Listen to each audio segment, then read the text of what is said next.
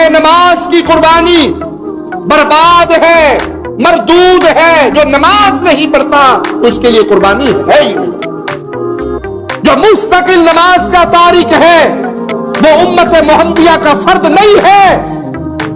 کڑوی بات لیکن حقیقت پر مبنی، جو مستقل نماز کا تارک ہے وہ امت محمدیہ میں سے نہیں ہے۔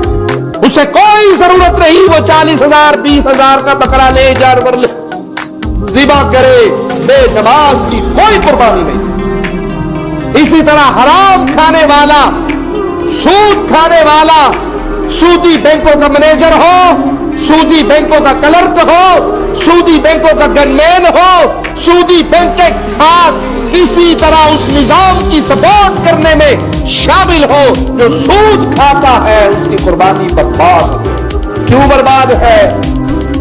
کیوں برباد ہے؟ کہ اللہ حرام مال کو قبول، حصہ اگر آپ قربانی میں کہیں ڈالیں تب بھی یہ مسائل یاد رکھیں۔ گائے میں 7 حصے ہیں، 6 حصے مواحدوں کے ہیں، 1 حصہ مشرک کا آ گیا، سارے برباد۔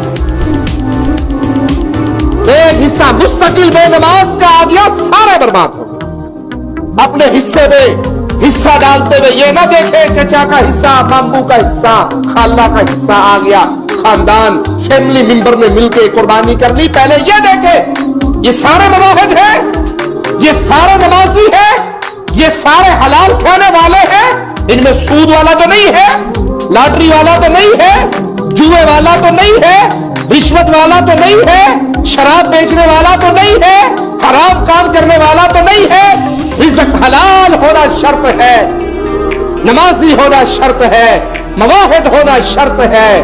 یہ قربانی انسان کے درجات کی بلندی ہے، اللہ کی رضا کو حاصل کرنا ہے، اور اللہ مشرک سے راضی نہیں ہوتا۔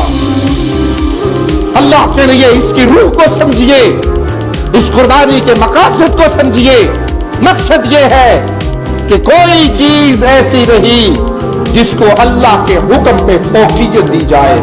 میرے رب کے حکم سے بیوی کا حکم ٹکرائے، میرے رب کے حکم سے فیملی ممبر کا حکم ٹکرائے، اولاد، بھائی، باپ، عزیز، قریبی، رشتہ دار، قوم، قبیلہ، حکومتیں، سلطنتیں، کوئی بھی اللہ کے حکم سے ٹکرا رہی ہے، میں سب کو چھوڑ سکتا ہوں، اللہ کو